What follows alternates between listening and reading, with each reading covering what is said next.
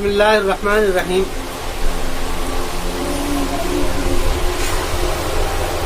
ووعدنا موسیٰ 30 لیلۃ واتممناھا ب10، اور ہم نے وعدہ لیا موسیٰ علیہ السلام سے 30 راتوں کا، واتممناھا ب10، اور ہم نے اس کو پورا کر دیا 10 کے ساتھ، فتم میقات ربہ، تو پوری ہو گئی اس کے رب کی میقات 40 رات کی۔ وقال موسیٰ لاخیہ، تو یہ مضمون چل رہا تھا۔ اب یہاں سے موسیٰ علیہ السلام سے یہ وعدہ لیا گیا تھا، تو موسیٰ علیہ السلام نے چلتے وقت میں اپنی قوم کے اندر ہدایت کا اور اصلاح کا اہتمام کیا۔ اہتمام اس طور پر کیا کہ تاکہ ایسا نہ ہو کہ قوم شرک کے اندر پڑ جائے، کیونکہ جب ان کی قوم وہاں سے نکلتی ہوئی آ رہی تھی تو انہوں نے دیکھا تھا کہ یہ قوم بت پرستی کے اوپر ہے، تو انہوں نے یہ تصور کیا کہ کہیں ایسا نہ ہو کہ یہ لوگ بھی بت پرستی کرنے لگے۔ تو موسیٰ علیہ السلام اس بات کو محسوس کر رہے تھے، اس لیے انہوں نے اپنی قوم کے اندر اصلاح کا طریقہ استعمال کیا۔ وعدنا موسیٰ 30 وقال موسیٰ لاخیہ، کہ موسیٰ علیہ السلام نے اپنے بھائی ہارون سے کہا اخلفنی، کہ تو میرا خلیفہ ہو جا، میرا خلیفہ ہو جا، یعنی جو ذمہ داری میری ہے کام کرنے کی وہی تو کرو، کہ ہارون اخلفنی فی قومی، میری قوم کے اندر تو ہو جا، واصلح ولا تتبع سبیل المفسدین، اور تو اصلاح کرتے رہنا اور مت اتباع کرنا فساد کرنے والوں کے راستے کی۔ مفسدین یہاں پر شرک کے معنی میں استعمال ہوا، یعنی جو لوگ شرک کرنے والے ہوں یا شرک کی طرف اس کو دعوت دیں ان کی اتباع مت کرنا، بلکہ اندر اصلاح کر۔ یہ دونوں لفظ کیا ہے؟ مقابل کے ہیں، اصلاح اور فساد۔ قرآن کریم ایمان والوں کے لیے اصلاح کا لفظ استعمال کرتا ہے اور مشرکین کے لیے فساد کا لفظ استعمال کرتا ہے۔ اس کی وجہ پہلے بھی کئی مرتبہ آ چکی ہے، ایک مرتبہ اور پر غور کر لیں۔ اصل میں ایمان جب قبول کیا جائے گا، ایمان کا مطلب ہے توحید اور رسالت کو دل سے اقرار کرنا۔ توحید اس کی بنیادی چیز جو ہے وہ توحید اور رسالت ہے، باقی چیزیں جو ہیں وہ یوم الآخرہ ہے یا ساری چیزیں وہ بھی ہیں اس کے اندر، لیکن یہ جو ہے بنیادی چیز ہے اس کے اندر توحید اور رسالت۔ کہ جب توحید کو مانا جائے گا، رسالت، کیونکہ رسول کے راستے سے ہی سارے کام ہوتے ہیں، اللہ تعالیٰ کے ایک ہونے کا اور اس کی توحید کا، اس کے پیغامات کا جو ذریعہ ہے وہ کون بنتا ہے؟ رسول ہی بنتا ہے۔ توحید اور رسالت کو جب مانا جاتا ہے تو پھر وہ سارے ضابطے اور قانون جو اللہ تعالیٰ نے فرق مراتب کے لیے لوگوں کو دیے ہیں، یا کرپشن کو ختم کرنے کے لیے، عدل اور انصاف قائم کرنے کے لیے جو ضابطے دیے ہیں، اس کے لیے کتاب مقرر کی ہے۔ تورات ہو یا انجیل ہو یا زبور ہو، کے اندر تحریف ہوگی، اب آخر میں حیثیت قرآن کریم کی، تو وہ اس کو بھی مانے گا۔ جب اس کو بھی مانے گا تو وہ فساد ختم ہوتا چلا جائے گا، ورنہ شرک ہوگا تو شرک کی بنیاد کے اوپر کوئی رہنمائی نہیں ہے، کیا کرنا ہے کیا نہیں کرنا ہے۔ یا تو ایسا ہوگا کہ لوگ اپنے اعتبار سے قانون سازی کریں گے۔ آج کل دنیا میں یہی کچھ ہوا ہے۔ قرآن کریم کے اندر ہر ایک نظم سے متعلق نظام ہے، چاہے وہ سیاست ہو، چاہے وہ سماج ہو، چاہے وہ اخلاقیات ہو، چاہے وہ معاشرتی زندگی ہو، ازدواجی زندگی ہو، یا اس کے علاوہ اور بھی کون سی زندگی ہو، سب میں رہنمائی کی گئی ہے۔ باقی کتابوں کے اندر اگر تم غور کرو گے تو رہنمائی نہیں ملتی ہے۔ الہامی کتابوں کے اندر تمہیں مل جائے گی، تورات ہے، انجیل ہے، زبور ہے، ان کے اندر بھی مل جائے گی، لیکن باقی جو کتابیں ہیں ان کے اندر نہیں ملے گا، ان کے اندر نہیں ملے گا بالکل بھی کہ کس طریقے سے کوئی اگر معاملہ ہو جائے تو کیا کرنا ہے، یعنی جو کہ سیاسی امور سے متعلق جو احکامات ہیں، سزائیں ہیں، وہ ساری اب جتنا بھی چل رہا ہے یہ سب لوگوں نے اپنے عقل کو، تجربات کو سامنے رکھ کر کے یہ ساری سزاؤں کا نفاذ کیا ہے کہ اس کی یہ سزا، اس کی سزا۔ اس لیے ان سزاؤں کے اندر چونکہ ان سزاؤں کا جو تعین ہے وہ بھی مجرم سے عقیدت و محبت کو اظہار کرتے ہوئے، اس کے اوپر ہمدردانہ رویہ رکھتے ہوئے ان سزا کا تعین کیا گیا ہے، جس کی وجہ سے کیا ہوتا ہے، حالات بنتے نہیں ہیں، بگڑتے رہتے ہیں۔ قرآن کریم نے جن سزاؤں کا نفاذ کیا ہے ان سزاؤں کو انسانیت کے حقوق کو سامنے رکھ کر کے کیا ہے کہ جس سے مجرم کو سزا مل جائے گی، اور جو مظلوم ہے وہ کیا ہے، دل کی اعتبار سے وہ اپنے آپ کو ریلیکس محسوس کرے گا اور وہ مطمئن ہو جائے گا کہ ہاں بھی مجھے انصاف مل گیا۔ تو اس طریقے سے کیا ہوگا کہ فساد ختم ہوگا اور سارے اس کے اوپر ساری چیزیں کی جا سکتی ہیں۔ تو اسی کو کہا کہ ان کے اندر اصلاح کرتے رہنا، یعنی ان کو ایمان کے اوپر باقی رکھنا۔ اور مفسدین کا اتباع مت کرنا کہ جو فساد کرے یعنی شرک کرے ان کا بالکل بھی اتباع مت کرنا، ولا سبیل المفسدین، اور مت اتباع کرنا کہ مفسدین کا راستہ۔ ولما جاء موسیٰ لمیقاتنا وکلمہ ربہ، اب جب موسیٰ علیہ السلام پہنچ گئے اپنے میقات کو لے کر کے، میقات کے مطابق یعنی جو وہ 40 دن ہوئے تھے، وکلمہ ربہ، اور ان کے رب سے اور رب نے ان سے ملاقات کی، قال رب ارنی، تو موسیٰ علیہ السلام کے دل میں حسرت پیدا ہوئی کہ میں دیکھنا چاہتا ہوں رب کو۔ موسیٰ علیہ السلام نے اس حضرت کا اظہار کیا، رؤیت باری تعالیٰ، اس کو کہتے ہیں رؤیت باری تعالیٰ۔ رؤیت باری تعالیٰ کا مطالبہ یہ جو ہے اللہ تعالیٰ کی نظروں میں اور حقیقت کے اعتبار سے یہ بہت سخت مطالبہ ہے، رؤیت باری تعالیٰ کا مطالبہ۔ اس لیے کہ بات یہ ہے کہ دیکھنے سے بات کا سمجھ میں آنا یا نہ آنا یہ اس کے اوپر تعین نہیں ہے۔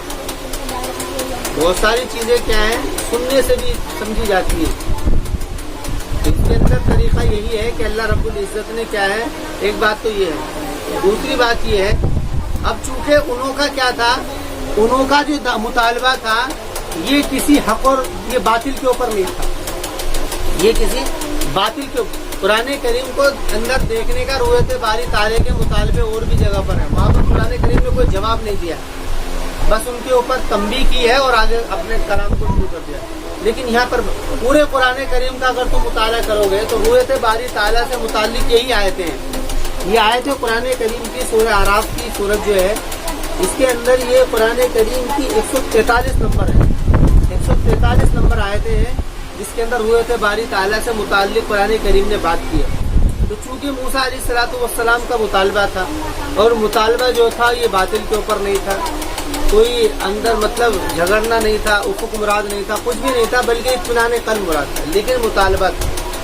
تو اللہ رب العزت نے اس کے اندر طریقہ اختیار کیا، انہوں نے کہا کہ قال ربی ارنی انظر الیک، کہ رب تو مجھے دکھلا کہ میں تجھے دیکھوں گا، قال لن ترانی، اللہ نے کہا کہ تو مجھے نہیں دیکھ سکتا، ہرگز تو مجھے نہیں دیکھ سکتا، آواز سن رہے ہیں لیکن تو مجھے نہیں دیکھ سکتا۔ لیکن چونکہ نہیں دیکھ سکتا ہے تو میں کیوں نہیں دیکھ سکتا ہوں، میں سب چیزوں کو دیکھ رہا ہوں تو کیوں نہیں دیکھ سکتا ہوں؟ تو پھر اللہ تعالیٰ نے کہا کہ اچھا ولیکن انظر الی الجبل، اچھا ایک کام کرو تم ایک پہاڑ کی طرف دیکھو۔ زمین کے اندر یا اللہ تعالیٰ کی مخلوق میں جتنی بھی معدنیات ہیں، معدن، میٹل جس کو بولتے ہیں، میٹل کئی قسم کے ہیں، مٹی ہے، آگ ہے، پانی ہے، ہوا ہے، دھاتو میٹل الگ ہوتے ہیں، جیسے کہ مٹی ہے اور پتھر ہے، لوہا ہے، تانبا ہے، پیتل ہے، یہ سارے کیا ہیں معدن، دھاتو۔ ان کے اندر سب سے زیادہ پاورفل جسم و جثہ کے اعتبار سے اور کسی کا پریشر برداشت کرنے کے اعتبار سے پتھر ہوتا ہے۔ پتھر کو آگ میں ڈال دو پگھلے گا نہیں، پانی میں ڈال دو پگھلے گا نہیں۔ پتھر کو کتنا بھی تم آگ دکھا دو وہ لال تو ہو سکتا ہے لیکن ٹوٹ نہیں سکتا پتھر۔ لوہے کے اوپر ڈالو وہ پگھل جائے گا، سونے کے اوپر ڈالو وہ بھی پگھل جائے گا۔ سونا حالانکہ ہارڈ ہوتا ہے، اس سے اور زیادہ ٹیمپریچر دیا جاتا ہے، وہ کیا نام ہے کہ لوہا ٹیمپریچر وہ بھی پگھل جاتا ہے بہت ساری چیزیں، لیکن پتھر کے اندر ایسا نہیں ہوتا۔ پانی کے اندر ڈالو زمین کھا کر کے ختم ہو جاتا ہے، لیکن پتھر اپنی اسی شان سے باقی رہتا ہے۔ تو اللہ تعالیٰ نے کہا کہ تم پتھر کے اوپر، کیونکہ وہ پتھر کا پہاڑ تھا، وہ مٹی کا پہاڑ نہیں تھا، پتھر کا تھا، وہ کہا کہ اچھا تم اس پتھر کے اوپر دیکھو، ہم اس پتھر کے سامنے اپنے جو پردے ہیں بیچ کے اس کو ختم کرتے ہیں، جو ہمارے بیچ کے جو پردے ہیں مخلوق کے درمیان کے، وہ پردے سارے کے سارے ختم کرتے ہیں۔ ولیکن انظر الی الجبل، لیکن دیکھو تم پتھر کی طرف، فإن استقر مکانہ، پھر اگر وہ باقی رہ گیا اپنی جگہ پر، فسوف ترانی، تو تم عنقریب ہم دیکھ لو گے۔ یہ عجیب تعبیر ہے۔ صرف معدنیات کے اندر سب سے زیادہ جو مخلوق کے اندر مضبوط ہوتی ہیں وہ دھاتو ہوتے ہیں، میٹل، اور ان میٹل کے اندر سب سے مضبوط جو ہوتا ہے پریشر برداشت کرنے کے اعتبار سے وہ کیا ہوتا ہے؟ پتھر۔ فإن استقر مکانہ، پھر اگر وہ اپنی جگہ پر ایسے ہی ٹھہرا رہا، یعنی اس کے اندر ذرہ برابر بھی کوئی رد و بدل نہیں ہوا، فسوف ترانی، تو تم مجھے دیکھ لو گے۔ کیوں؟ کیونکہ وہ بھی مخلوق ہے، تم بھی مخلوق ہو، اور مخلوق کے اللہ نے دائرے متعین کیے کہ وہ ہر چیز کو برداشت نہیں کر سکتا۔ पत्थर भी ऐसी चीज है कि पत्थर एक ऐसी चीज है, असल में पत्थर को इसलिए पावरफुल बनाया है क्योंकि पत्थर जमीन के अंदर है और जमीन क्या है, कायम है पत्थरों की वजह से, पहाड़ों की वजह से। अब उसके ऊपर बारिश भी पड़ेगी, पानी भी पड़ेगा, धूप भी पड़ेगी, हवाएं भी पड़ेगी।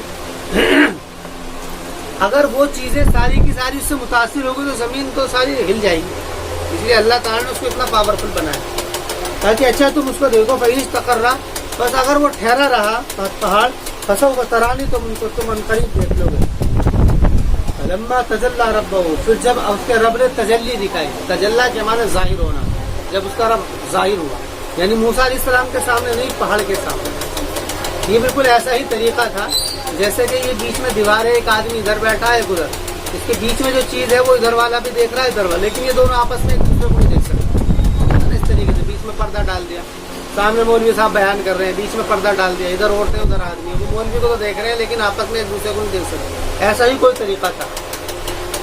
तो जब उसके ऊपर वो चौन उसकी अल्लाह के रसूल का वो अल्लाह ताला की जब वो पर्दे हटे और वो तजल्ली पड़ी, फलम्मा तजल्ला रब्बहू जालहू दक्का, तो वो सारा का सारा दक्का, दक्का कहते हैं रेजा रेजा हो गया, पत्थर क्या हुआ था, फट गया एकदम से, रेजा रेजा चूर चूर हो गया। जालहू दक्का वखर्र मूसा सईका, और मूसा अलैहिस्सलातु वस्सलाम गिर पड़े सईका, बेहोश होकर।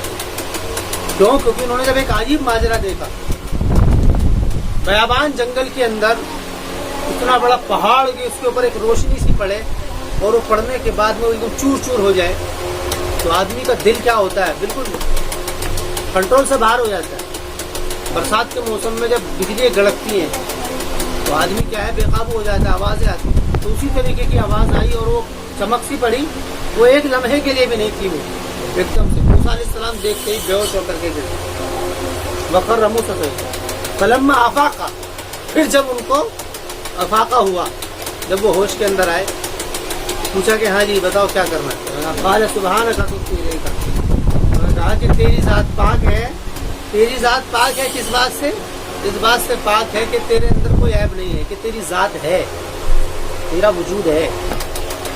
हालांकि पहले भी ऐसा कुछ भी नहीं था, लेकिन ये बात क्यों कही, क्योंकि इन्होंने तायद कर इस बात की कि भाई तेरी जात पाक है हर ऐब से। ये ऐप मेरे अंदर ही था जो मैंने तुझसे सवाल किया, ये मेरे अंदर ऐप था जो मैंने तेरे सवाल किया, तेरे अंदर कोई ऐप नहीं है। उन्होंने सारी बातों को अपने एतबार से बता दिया। पूरे कुरान में यही एक जगह है जहाँ पर रुयत बारी ताला के ऊपर बात की है, लेकिन मुतालबे कई जगह रिकॉर्ड हुए हैं, लेकिन बात जो है वो यही हुई है। तुब्तु इलैका कि मैं तेरे तरफ तौबा करता हूँ, वाना अव्वलुल मुस्लिमीन, और मैं पहला अव्वलुल मुमिनीन, कि मैं पहला ईमान वाला हूँ, वाना अव्वलुल मुमिनीन, कि मैं ईमान वाला पहला हूँ।